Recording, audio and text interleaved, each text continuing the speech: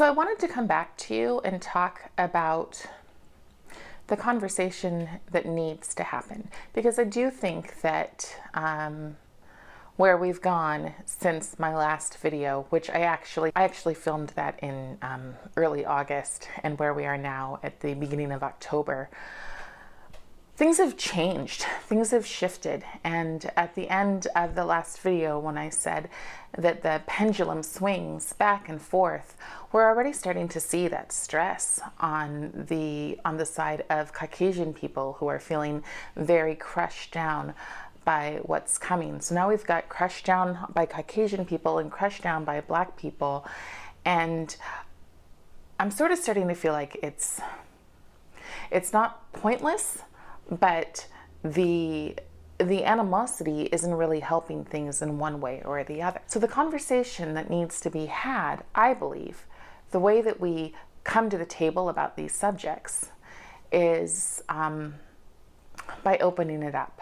And so one of the main things that I've been doing when I'm listening to people and trying to hear both sides of the conversation, because again, as a person who is mixed race, I do listen to both sides, maybe a little bit more, but definitely I listen to them. I get to come to the table without guilt, which I don't think a lot of people get to. I think that there's a lot of, you have to be guilty, and a lot of people saying, I'm not guilty, and then a lot of people saying, oh, I'm so guilty.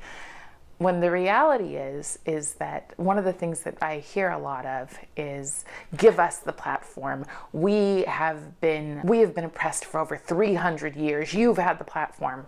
Well, quite frankly, I don't know anyone who's been alive for 300 years. And I think that if you take race, if you take color, another word that a lot of people are using right now is colorism, and if you take that out of the component, you get rudeness. You get a person saying, shut up and listen, and another person saying, not allowed to say anything. Like they're not allowed to say, excuse me, that's rude. I'm seeing tons of things saying, if a person of color talks to you this way, it is your job as an anti-racist to sit down and listen, to see how you can fix the problem. But see, the issue that I have, and there's multiple, but the issue that I have with this always being someone else's fault is that there's no personal responsibility. And that's an issue that I've had from the very beginning of all of this race talk that's going on right now, is that in every conversation, in everything, every time somebody wins, somebody succeeds at life, it's because they look at themselves and they think, what part did I play in this?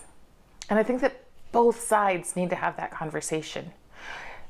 I am very aware that there is racism. In fact, now I feel like there's more racism just from this summer and into now than there has been since I was born in the late 70s. I was born after the civil rights movement, and so there are lots of things that I did not experience, and I'm so incredibly grateful that that was not my story. I'm so grateful that I can walk into any restaurant I want to and order a meal. I'm grateful I can marry whom I want to. I'm grateful that my children can be raised the way I want them to be raised. These freedoms that we have are freedoms that the people who came before us did not have. But I'm not so far gone that I haven't seen all the films, that I haven't seen the documentaries, or remember Martin Luther King just from videos standing up there saying, I have a dream that one day my children will be able to play in parks. One day my children will be able to be seen not for the color of their skin, but for the content of their character. And that is huge to me. And this idea, especially that is coming from organizations like BLM, the critical race theory, that if you consider character, you are then racist, is to me garbage. Because no one should be able to tell us what we can and cannot do. Now, when we talk about racism, I believe full-heartedly that it goes both ways. And you could say, well, no, it doesn't. The argument is that a person of color can't be racist because they don't have the power. But there are places where they do have the power. You know, if you are a poor white person in the inner city and you get bullied every single day and you get your shoes stolen, as somebody has told me their stories, then it's Black people that have the power. It's, you know, sometimes a gang that has the power over you. Let's just not talk about that scenario of poor African Americans. Let's talk about the wealthy African Americans and the ones that we aren't even told about. I only recently found out about Black Wall Street. I only recently found out that there is a society of doctors, lawyers, dentists, judges that have been wealthy for generations. African Americans, full-on African Americans, a generation after slavery, who learned how to read and had the highest literacy rate of anyone in the country. But do we hear those stories? We don't. And to me, that's systemic racism. To me, systemic racism is this, as Ronald Reagan put it, and I'm not even a fan of Ronald Reagan, to be honest with you. My background is in theater, and many, many moons ago, he said that I believe African Americans should only play roles of chauffeurs and maids. So for me, he's kind of written off my list personally. But he did say something that goes right in line with my thinking and what I think of as common sense. And that is that systemic racism is this, it's the results of low expectations. It's the quiet bigotry of low expectations.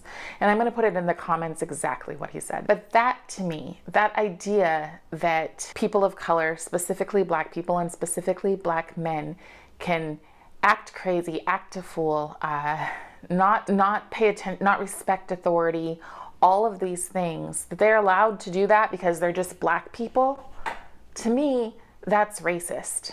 I would not, I saw somebody who had adopted African American children, and she was like, I have to tell my children to put their hands up and to be very careful and very polite when the police come if they're stopping them for a ticket. Okay, but don't we all?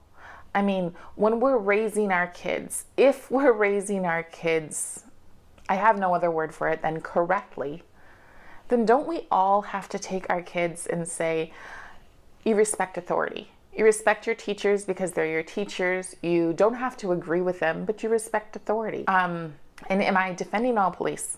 No, I'm not. Let me be very clear. There are police out there who are a-holes. I've dealt with them. I've dealt with them as a foster parent. When I was a foster parent, I had a child who threatened my family in a pretty harsh way. She took a butcher's knife to and I called the police and I called the social workers, and it took the police over an hour and a half to get to my house. And then because she was young, the police thought it was a joke. And when they came into my house and they saw the damage that was done and they saw my son's door and they dealt with the child, they apologized to me for that behavior. But it was still demeaning and unnecessary, and it just didn't really put them in a heroic light. So I understand that there are police out there who are not the best. A fair thing about that, though, is that when I asked other police officers if that was the right way for them to behave, some police did they did send me private messages saying, actually, no, that is not our job. They should not have behaved that way. You know, we do tend to stick together, but it's really hard to see police who are not doing the things that they should. And I believe that circumstance happens more often than not. I am friends with several people who have children, my son's age, who are police officers. And race is really not the biggest concern on their minds. So yeah, we have issues with redlining. We have issues with low expectations, you know, but at the same time, we have government programs that are trying to normalize those low expectations. Instead of telling African American children, you can do better, you can strive, you can get these grades, you can reach literacy high marks, all of these things. Instead, we're saying, well, let's lower the bar for them. That is truly insulting. That is telling people that because your pigment in your skin is different, or even if it's, you know, because you had a harder chance in life, we don't have such high expectations for you. And what a slap in the face that is. And what a hindrance that is to people who don't accept that, to the maids, to the fast food workers, to the janitorial staff, to those people who are working their literal butts off so that their next generation can have it better, and yet they go to school and hear that probably won't work out for them.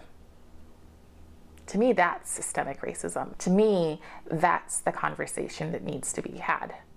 Why is it that in our classrooms and in our hallways, we don't have pictures of people of every shade, every color, just lining against the wall, who have succeeded, who have overcome?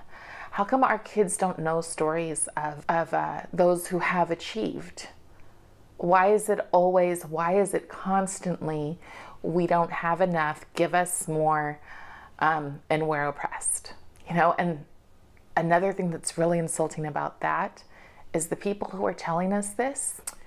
The other day I was holding a sign outside, because I am a little bit on the political side, and I was holding a sign out that had a picture of Martin Luther King, and it just said #character matters. And this white 20-ish-year-old person is sitting in the back of a car with a bunch of her friends, and their windows rolled down, and I said, "Character matters, right? Character?" And she looked at me and she just,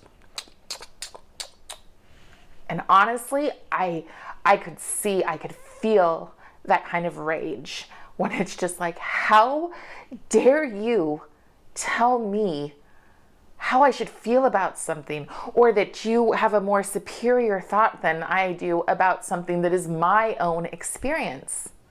That's what I mean when I say that there is racism, that there is this, we are better than you, and our way of letting you know that we're better than you is to pretend to care for you. To me, that is the most insulting thing. I cannot remember who said this, and I will look it up, but one person said the way to help Black people is to get out of the way. And here's the thing. Black people, regardless of the systemic racism, regardless of all these other things, have been helping themselves. Not as fast as I wish would happen. Unfortunately, because there are systems that keep them down. There are systems that reward people for welfare, reward people for being single parents, reward people, they kind of stop them. And I am a huge proponent of getting off of welfare. Somebody that I interviewed called it getting off the government's teat. And I know that's kind of a gross saying, but it's true. You just suck on that thing and suck on that thing, and you never leave the stable, or as I call it, you never leave the government plantation. I've been on welfare. When I was 18 and just on my very own as a foster youth, I was given food stamps, and I just remember taking those food stamps, going to the grocery store, having to tear them out of a coupon book, because we didn't have the card to make it just a non-issue back then. And the shame I felt tearing those out, and I felt like people were looking at me going, oh my gosh, she's another one of those. And I walked out of that store feeling so humiliated, even if nobody really was judging me. For myself, I felt extremely humiliated, and I looked across the street and I saw that Taco Bell was hiring.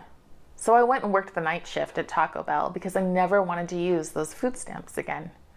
And there was another time when I didn't have a job, and I had to go all the way down, and I had to get the food stamps, and I had to get a subsidy to be able to pay my rent. And immediately, I got that, and I was like, this is, in my head, this is temporary. I don't want to be this person. And I'm not saying that there is a problem with being on food stamps, having government assistance when you need it. But I think a lot of people are on these things that they don't genuinely need, that they are able to do what they need to do to get off of it. So for me, I went out to get off of it, and I got a temp job, and it was only a 2-week temp job, but because it paid 40 cents more than the allotted amount to be on food stamps, it was turned off. And that was it for me. I was never going to do that again. And instead I ended up working 3 jobs. And I know that sounds like, who could possibly work 3 jobs? But let me explain it to you. You get up at 3 a.m, you go to a factory and you put paper bags, you stuff paper into luggage with a bunch of people who don't speak English and yell and scream at you. And then when you're finished with that, you don't go home, but you go to your day job. So you carry in your backpack your decent clothes so that you can go to your day job. And when you're finished with your day job, you do your part-time job at Target, working, stocking the shelves until the next job. And then you sleep in between. And one time I was so tired that I slept through an entire, I thought I was waking up at 8 a.m. and instead I woke up at 8 p.m. That's what it's like to work your butt off to change your life.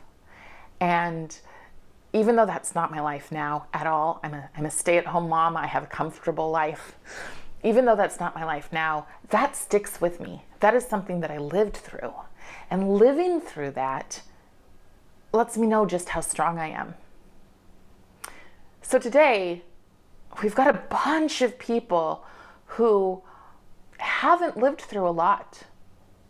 I mean, honestly, they have barely made it through school. They've spent a lot of time playing video games. They've spent a lot of time on YouTube learning how to think. And now they're out demanding and demanding and demanding and glorifying their victimhood, which it used to be that you would take your victimhood and you would say, how do I get past this? But now it's like a crown to wear on your head. So I have issues with that. It disturbs me, and I think that we really, I'm a parent of a 12-year-old, and I think we need to do better by the next generation. So then the question is how do we do better? How do we say, yes, there is systemic racism, and it's in big ways, and then there's ways that are just, I mean, how do I explain to you that when I talk to someone on the phone, and we can have a great conversation, we've never met in person, and it's totally fine, and then I go meet them in real life, and more times than not, there's a little, oh, moment. That little oh moment, it happens so often that that's normal for me. But if I let that little oh moment stop me from having the conversation, if I just said, oh no, that's not going to happen, and walked out, I would lose out on so many amazing opportunities, so many amazing friendships. Because yeah, I don't present as what they think the first moment that they meet me. And yeah, the truth is, as a person of color, that I do have to work twice as hard and sometimes 3 times as hard as other people. If I want to do something, I have to barrel through it sometimes on things that would be easier for other people. And that's hard. You know, I'm not going to pretend that it isn't hard to be a person of color. I have a blog post that says anger is my birthright. You know, being a person of color is the second that you're born, there are things stacked against you. That it doesn't help to dwell on it. I know what my experience is as a person of color. There's no way I can be eloquent about that. There's no way that I can, I can't make you walk in those shoes as much as people think that you can. But at the same time, you can't walk in my shoes either. So for you to say, I've got the way to fix this, and that way is we all need to give up our power to you. Well, guess what? I don't feel powerless. I do not feel powerless. I feel like Kanye West song, that don't kill you just makes you stronger. That's how I feel about life. And that makes me a reverse white supremacist, apparently. I don't agree with that. I don't think that one side is superior to the other. I think of the color of our skin the way I think of the color of eyes, the way I think of, the shoes you wear. It's just a part of who you are. I don't believe that in itself defines us. If we really wanted to have an issue on, a conversation on things, then maybe the conversation should be on classism. Because a wealthy, very wealthy African Americans' experiences are much different, and money can change things. I don't believe that the teachers that my son has had have looked at the Asian children, and I'm not talking about Chinese stereotypically super bright children. I'm just meaning brown skin, because my son isn't a good example of brown skin because he looks like a leprechaun. But I don't think that they look at those kids and think, I need to be softer on their grades. I don't think that happens. But I do see people that say things like, oh, well, we need to be softer on their grades because they don't, our language is not their first language. And I can see how that's a conversation to have. But just because our language isn't their first language doesn't mean in their home that their parents aren't sitting there making sure that, the kid isn't reading the dictionary every night and this child is extremely bright, but yet you're softening them because, English isn't their first language. Those are the conversations about race and about equity that we should be having. We should not be having conversations that push one people down to lift another people up. We should not be having conversations about how I'm offended that you don't acknowledge my identity. I don't feel the need to acknowledge identity, and I know that pisses people off. But to me, it's just another part of you. It's not all of you. Me being brown is just another part of me. It is by far not all of me. The experiences that I have on a daily basis, for me as a brown person, probably aren't too much different than the experiences that somebody has who is obese, or someone has who, whatever their experiences are. I had this beauty pageant person who was very, very dark brown say to me, well, do you feel that you are more favored because you are light-skinned? And I looked to her. I said, in some circles, yes. In some circles, people feel more comfortable with me. I make a very good token. All of these things because I have this skin tone, but I don't fit their types. I defy stereotypes in pretty much everything that I do. But in some circles, yes, I'm favored because I have lighter skin. Possibly. And in some circles, I have been into downtown Seattle, into certain neighborhoods where I'm not treated very well because I have lighter skin. But here's the thing.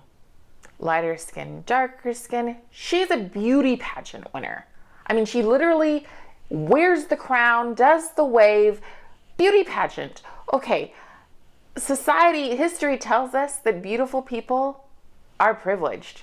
Beautiful people have things, they have the red carpet sort of rolled out for them. So it's just another kind of privilege. If we really go down and make a list of every single kind of privilege that every single person has, I don't know that it's worse to be brown. It's just, that's the first thing that you see. There's all these different things that can make you go, oh. But then the racists, I think, are the people who can't just go, oh, and acknowledge that they had an oh moment and move on and treat the person as a decent human being. The racists are the people who dig in and just have to let that, make it fester and pick and pick and pick and pick and pick and find racism. I just read this thing in the critical race theory that said our ideal our ideal employee looks for racism and finds it everywhere. I just think that's a really miserable way to live your life. To just constantly look for the absolute worst in every situation. So I think about our country and our country's history, and I am so grateful that I was born in this. It seems like a window. I didn't think it was a window before. I thought we were just moving forward. We're just progressing. We're just keep on focusing. But it seems like I was born into this little window of treat people decently. Yes, we see color, but that doesn't matter. I was born into the Fred Rogers generation of everyone is your neighbor, love everyone, differences, red and yellow, black and white. All of these things, they just weren't the issue that they were before, when we couldn't go to diners, when good men would go to prison, get beaten and then go to prison or go on a chain gang for stealing some small amount of something to feed their families. Like that stuff is the stuff that I'm saying, what in the hell are we complaining about? I mean, it was just not that long ago that I wouldn't have been able to marry the love of my life. I wouldn't be able to, my son would have lost privileges, would have lost things because he has, one drop rule. It wasn't that long ago. It wasn't 100 years ago that was what was on the docket. And then all of a sudden, look, we can buy a house, we can have a business, we can get married, we can do whatever the heck we want to do. It's our life, it's our business. We can have friends across the rainbow. We can have friends in every single pronoun category. And it doesn't matter, because all that matters is that, we like each other. That's it. We're not judged, we're not canceled because we don't feel the same way. We don't agree. We don't all say the same thing. We don't all speak the same way or have the same thoughts coming through our heads. We have all of these things, and yet we're this group that's after me, and thankfully before my son, because I do not want my son growing up in this. This group is just constantly complaining and saying, give us more, we must have, I want, it's not enough, I'm oppressed. When it's like, why don't you take all of that energy and sometimes there's intelligence in there, and turn it into something to move us all forward in a way that doesn't take away our freedoms, that doesn't limit us and label us, but instead is like, let's come to the conversation. Let's have a conversation. Let's have these amazing conversations. And let's go, okay, I can see reason in what you're saying there. Yeah, redlining is bad. We need to figure out a way to stop this. Yeah, we need to deal with police brutality. But at the same time that we're dealing with police brutality, maybe we can be teaching kids all over the place to respect authority, or maybe just not to commit crimes, not to, if they are caught with drugs, which I would hope that they weren't, because honestly, I don't like drugs. But if they are caught with drugs, to own up to it. Maybe we could be teaching personal responsibility. There's all of these conversations that we could bring to the table. If it wasn't, you will shut up and listen because I constantly. Like, why can't it be a give and take? If you want to get over racism, it has to be give and take. One side is not an expert. If you think of me first, if the biggest thing that you can remember about me is the fact that I happen to have African American blood or a darker more melanin in my skin, then you are truly the racist. And the hard thing for me about that is to realize that so many of my friends, so many people that I know and love and socialize and look forward to hanging out with, even people that were like in my wedding, for whatever reason, they're believing this narrative that all people are racist. And I feel like it doesn't matter that I'm a happy, fun, engaging, thoughtful, creative, nurturing person. You know, I feel like these people that I have loved and that have been basically parts of my family have reduced me to the color of my skin. And I am angry about that. And I have fear about that, because this going backwards thing is just, it's scary. Someone's going to end up being superior to someone else. And as Robin DiAngelo, who wrote White Fragility, said, she's got no answers for people of mixed race. You know, I think she's got no answers for anyone. I think that she is a racist who wrote a book and in this very woke moment is exploiting people who want to be good people. And in the end, I think we might end up in war. But I know one thing, in the end, I'm going to end up with a lot less friends than I ever thought I had. Because I cannot pretend that it's not crushing to have people denigate me down to just the color of my skin.